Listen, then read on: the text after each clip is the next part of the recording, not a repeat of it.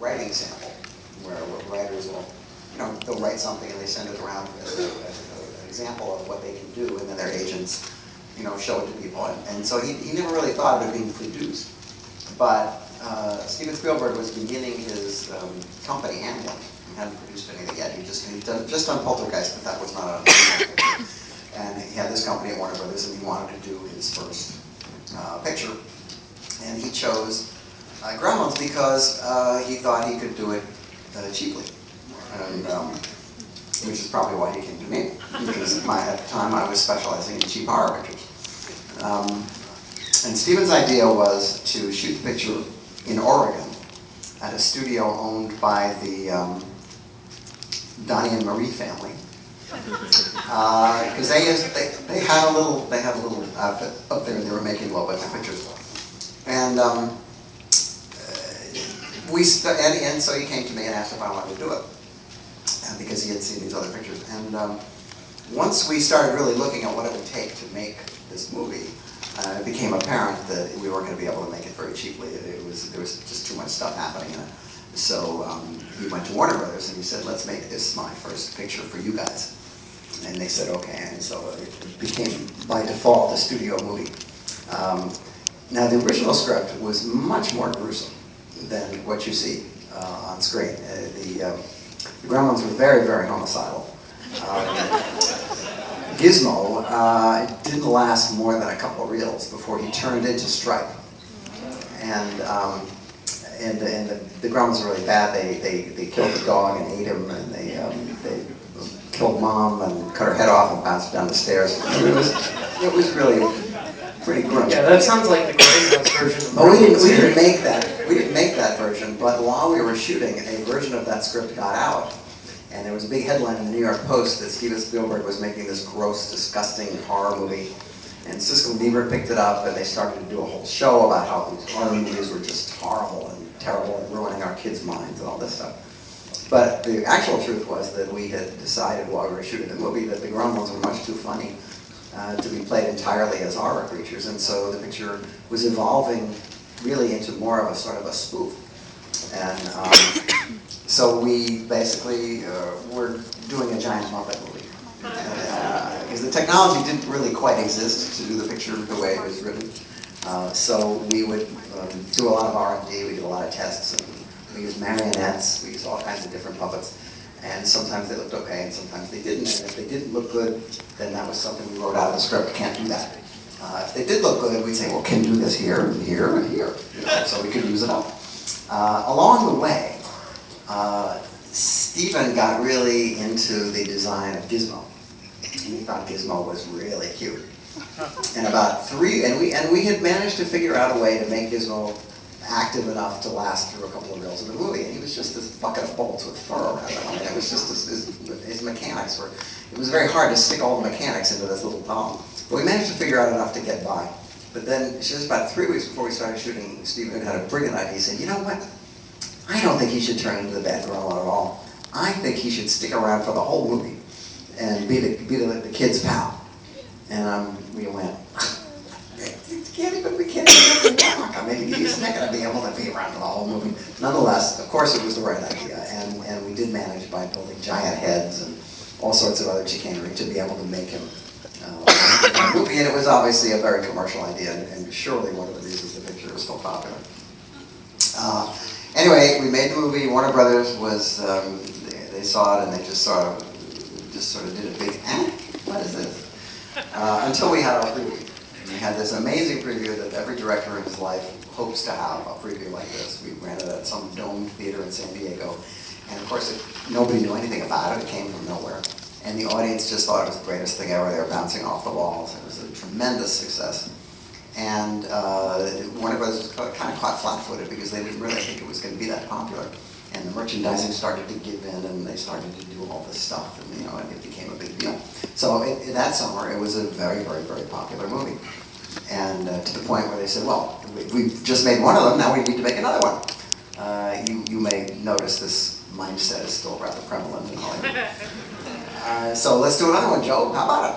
And I was so sick of Gremlins, I practically had a nervous breakdown. 2 2 months of this was just shooting Gremlins with no actors at different camera speeds. Technically, it was just so hard. So I said, no, I don't want to do it. Nonetheless, they persisted, and they worked for a couple of years on different scripts with different writers, trying to figure out a reason to make a sequel to Gremlins besides making money. Of course, there wasn't one. And then about 5 years later, they came back to me and they said, well, okay, we can't figure this out. We really think that we want you to do the next picture, do another Gremlins movie for us and have it ready by next summer. And if you say yes, we'll let you do whatever you want. And that's not a phrase you hear often in Hollywood. You can do whatever you want. So my friends and I got together and we decided we would do a movie that spoofed the first movie. Because the movie has the rules in it, and the big fear that we had was that people aren't just going to buy these stupid rules. They're just going to say this is ridiculous, and they're going to get up and leave. Well, they did, because audiences want to like a movie. They sit down, they want to like a movie, and if you give them a bunch of rules, they'll buy it as long as you don't stray from it. As long as you play fair with them, then they'll go, okay, I'll buy that. Now what? So they did buy the rules. Nonetheless, they were so arbitrary and silly. So we decided we'll make fun of the rules, we'll make fun of the Gremlins, we'll make fun of the fact that it's a sequel, we'll make fun of the fact that the 90s are coming, we'll make fun of Donald Trump and Ted Turner, all these things are going on in the world that we thought we could make fun of. And so we did the sequel. And the technology had improved immensely. We now can have them talk, they can walk, they can fly. To get Rick Baker involved, we said we created genetic Gremlins that could be different kinds of Gremlins that you could design himself so you didn't have to use the old designs. And it was a ball to make, it was a lot of fun. And the studio was going to open it on Memorial Day. And then they got it into their heads that maybe they wanted to save it until 4th of July because they were worried that Dick Tracy, which Warren Beatty had just directed, was going to come out and make more money than Batman, which was the current record holder. Warner Brothers was the top movie opening. And they said, well, let's take Gremlins 2 and throw it against this Dick Tracy movie, and then they won't make as much money. Unfortunately, we had already announced the date of Memorial Day, and we had also run TV ads. So suddenly the date got pushed back to 4th of July, and when people saw the ads again in July, they went, wait a minute, didn't this movie already come out? Isn't this an old movie? What? They were all very confused. So as a result, Dick Tracy took away a lot of our business, and the picture didn't make as much money as it should. But over the years, it's become something of a cult item.